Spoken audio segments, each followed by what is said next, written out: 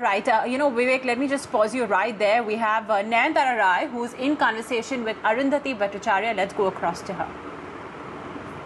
Not able to work because they can't get out of the house. They are the primary caregivers because of which they are at home. Okay. Now imagine the flexibility which these women can then get because they can be the primary caregiver and still work. I know that the stress will be great on them because if you are a primary caregiver, there is a stress. You will now add to it the stress of working. But what will happen is that that primary caregiving role doesn't go on forever. Children grow up and go back to school, so you can resume your career full force then.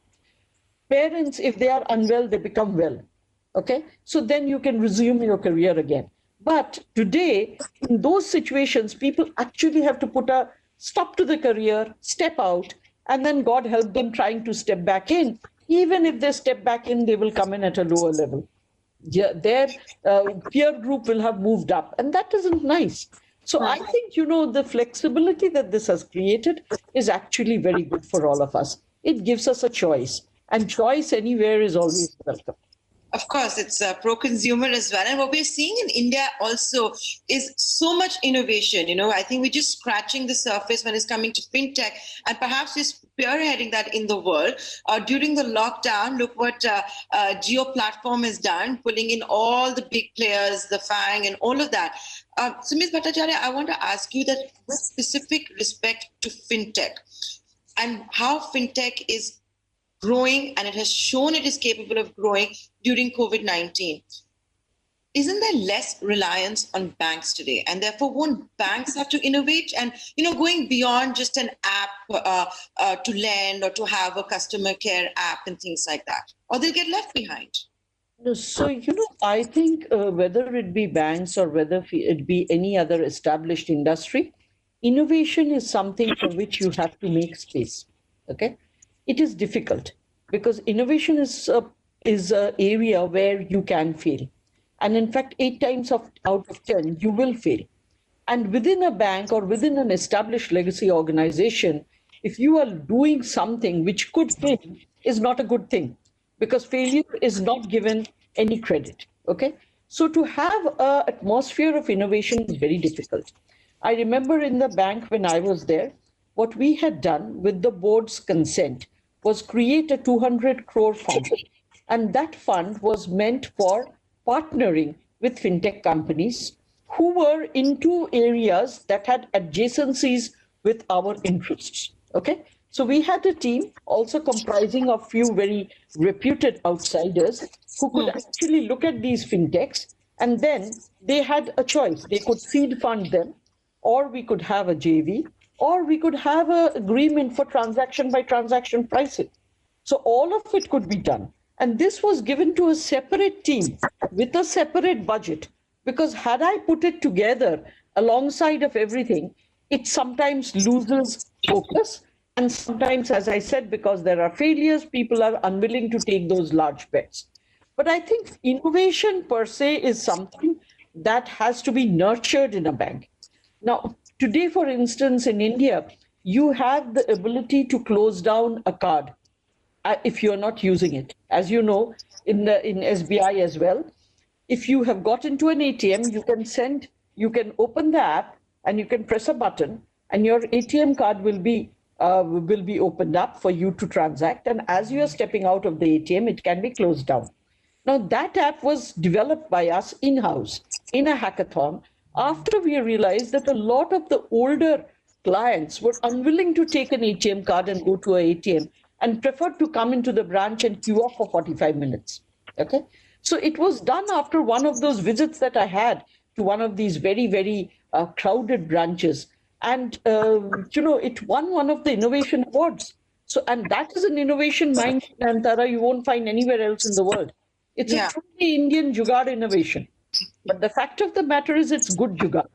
Okay. No, I have to say, digital transactions and the way fintech has evolved in India, or even banks, it's something we all need to be proud of. Like if you go to America to just transfer money from one branch to another can take up to 2 to 3 days. It doesn't happen in India. It is instantaneous. We're showing the world, which is why it's a proud moment where the WhatsApp India head at this festival says we're talking of taking UPI overseas. Look at what Amazon Pay has had to say.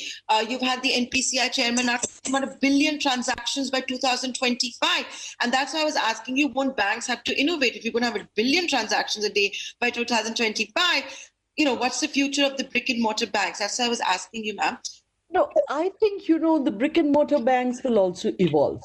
And I think there is space for everybody. I don't think that traditional banks will go totally bust. I think they will evolve, but they must evolve. At the end of the day, you don't want to be like dinosaurs. You don't want evolution to go ahead and you get left behind. The agenda for evolution and innovation is huge. So people have to transform. There is no doubt about it.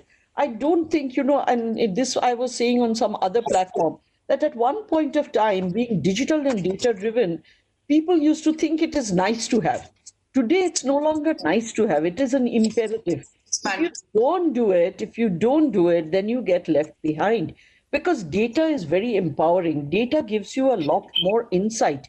And as it gives you more insight, it ensures that you have better risk management. It opens up new market segments for you. It tells you how to get more done with less effort.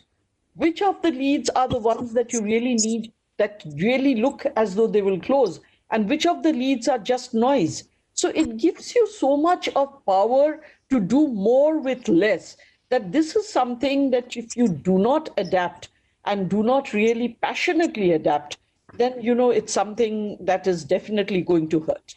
Let me take a from what you said about risk management. Now, with the explosion of fintech, it has to be done responsibly. You have to make sure that only those that are worthy of the credit also get the credit. Otherwise, you're going to have a new kind of an NPA crisis. We still haven't solved the old one.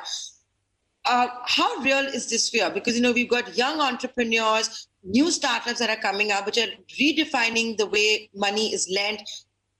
Are we keeping pace with that? How are our risk management evolving? So, if you look at the young fintechs and if you look at the banks, each one has an advantage. The young fintech is very agile and is able to use cutting edge technology. However, you are over here talking about banking. And banking, there is a prerequisite of trust.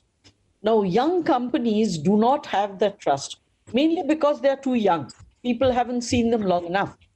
However, the old legacy banks, on the other hand, they may not be so agile. They may not have the cutting edge technology, but they have trust.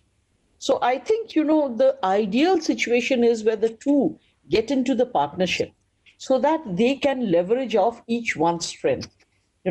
So that's the probable outcome in the times going forward. And we are seeing that, there is a lot of shake-up that is happening with fintechs approaching the big players, because they also understand that there is a limitation to their balance sheet.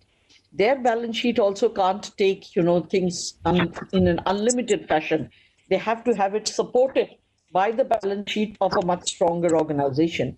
And similarly for the banks, they are also finding that instead of reinventing the wheel, here is somebody who's already done it. So you might as well get into partnership with them and then give the offering to your clients. So I think, there is a win-win solution out there.